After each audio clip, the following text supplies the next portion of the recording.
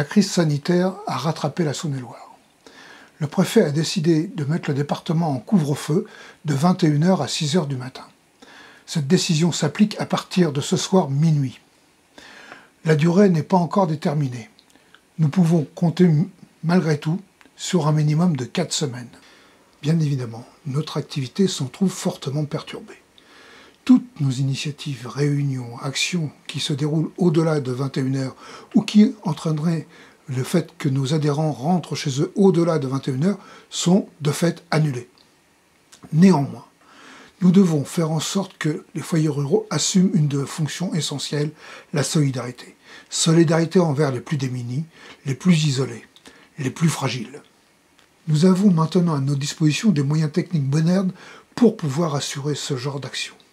Courrier électronique, réseaux sociaux, vidéoconférences. Mais en plus, je sais que les adhérents et bénévoles de nos foyers ont de l'imagination pour pouvoir continuer à assurer cette fonction essentielle à une vie dans nos zones rurales.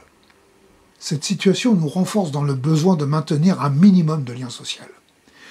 Comme l'a fait Cinéano, ils ont décalé les horaires de leur séance cinéma pour pouvoir permettre aux spectateurs, à leurs adhérents, de rentrer chez eux avant le couvre-feu de 21 h. Je crois que cela est possible et je vous demande de réfléchir partout dans vos actions comment vous pouvez aménager votre situation.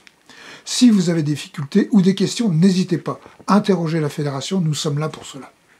La situation est difficile et compliquée. Pour autant, nous devons continuer à agir.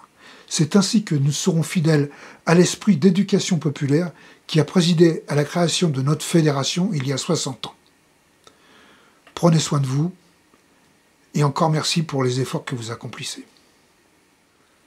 On ne peut pas clore cette petite vidéo un peu exceptionnelle sans un mot pour Samuel Paty, enseignant mort dans l'exercice de ses fonctions d'une manière horrible. Je voudrais citer les mots de Badinter. Samuel Paty, un héros de la liberté, un héros tranquille, anonyme, qu'il soit salué, qu'on se taise, qu'on rende hommage, qu'on ne se déchire pas. Et j'ajouterai personnellement, la vengeance n'a jamais rien réglé et la haine appelle la haine. Prenez soin de vous.